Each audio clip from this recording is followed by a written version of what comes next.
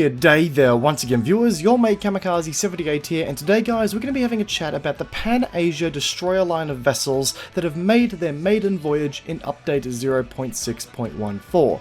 Now just before we get into the beef of this video guys, I want to quickly reiterate that I'm currently doing a giveaway for World of Warships. Unfortunately you have to be playing on the Asian server in order to take part in this giveaway due to the region lock of the codes that I have, but currently I'm giving away 2 sets of 3 Halloween containers and 2 sets of 1-day premium time for your accounts. All you need to do to enter is follow the gleam.io link that is located in the description down below, enter as many or as little times as you want, and bam, you're in the running to win some World of Warships codes. The competition closes on Sunday the 3rd of December at 9:30 PM Australian Eastern Daylight Savings Time, and I'll be drawing the winners on my live stream at that time. But anyway, with that out of the way, let's get straight back into the topic of this video, the Pan-Asia destroyer line. It's safe to say guys that I've been playing these beauties essentially non-stop since they were released earlier today, and I've got to say that when it comes to destroyers, it's been a long time since I've had this much fun. They certainly cater to an aggressive yet very cheeky style of play that makes them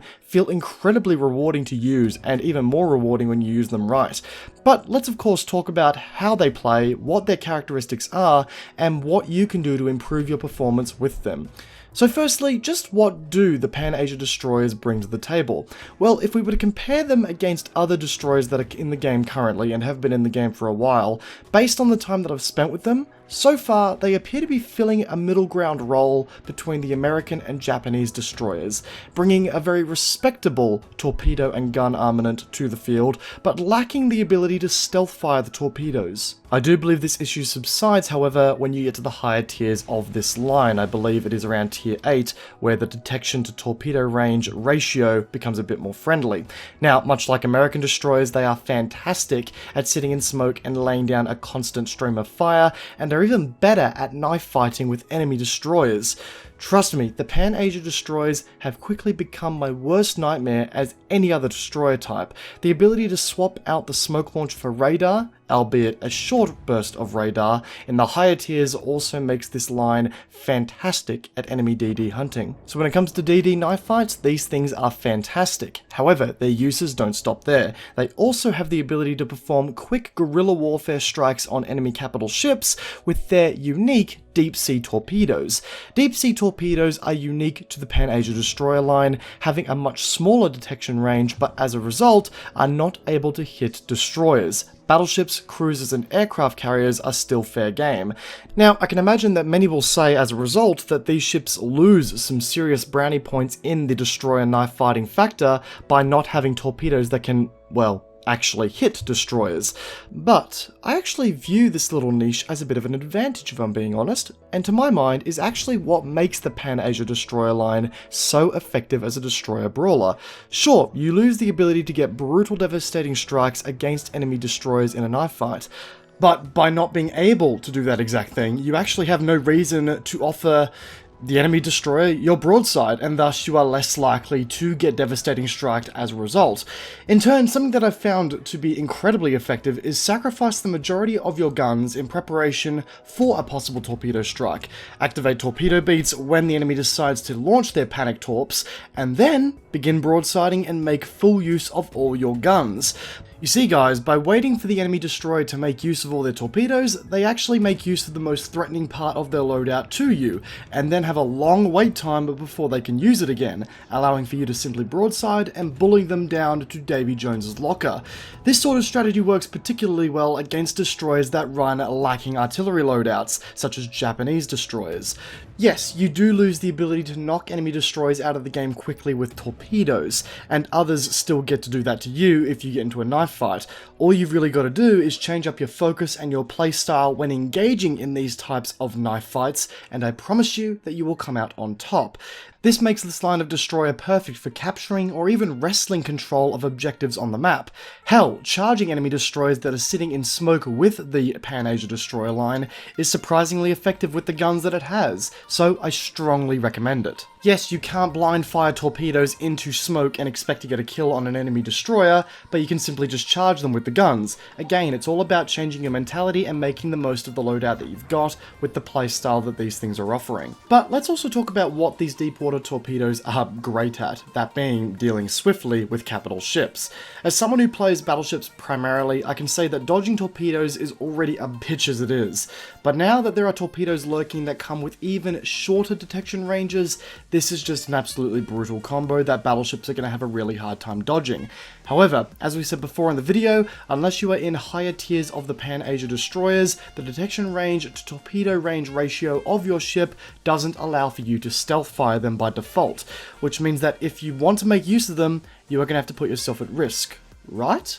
Well, yes, in theory, but if you play your cards right, then no. This here is the trade-off for torpedoes that have very short detection range, the fact that you yourself have to actually reveal yourself to the enemy team to fire them. As a result, you're going to have to adopt a guerrilla warfare style of play when using them, quickly coming into view of enemy ships, firing off torpedoes, and then disappearing quickly again.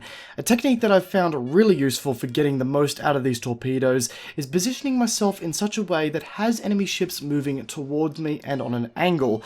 It may be the slightest angle, but it allows for you to fire off the torpedoes before the enemy ship is technically in range so that they sail into the range of your torpedoes. This again allows you to fire the torpedoes a little bit earlier, but also expose yourself a whole lot less to the enemy team. If you're feeling creative and have it at the ready, you could even pop smoke just as you're about to come into detection range and slowly glide your way into torpedo range under the cover of the smoke to minimize your time on the minimap against enemies. Something that I can recommend 110% for this line of destroyer is Concealment Expert, the commander skill. Considering that for destroyers it takes 10% off of your detection distance, the detection range on these vessels tends to be around about 0.3 kilometers further than your torpedo range. Having this skill actually gives you the slimmest window of opportunity for stealth firing torpedoes.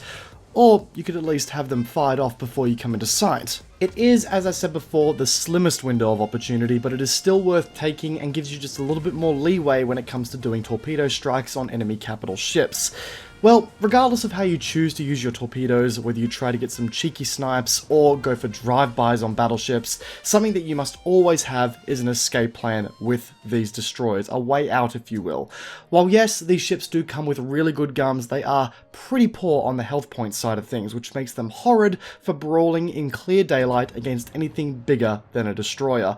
Wherever you go, make sure that you have a way to break line of sight on the enemy fleet and get some breathing room, whether that be from a physical object like an island or from popping smoke. And if you must engage, pop smoke and sit in it and pray that your allies come to assist you. Even after popping smoke, still try and organize a way out. There is nothing worse than being a destroyer who just sat in smoke, getting on the entire enemy team's shit list and proceeding to have the smoke fade away with no way out. Everyone tends to take great interest in you really quickly in deleting you off the map.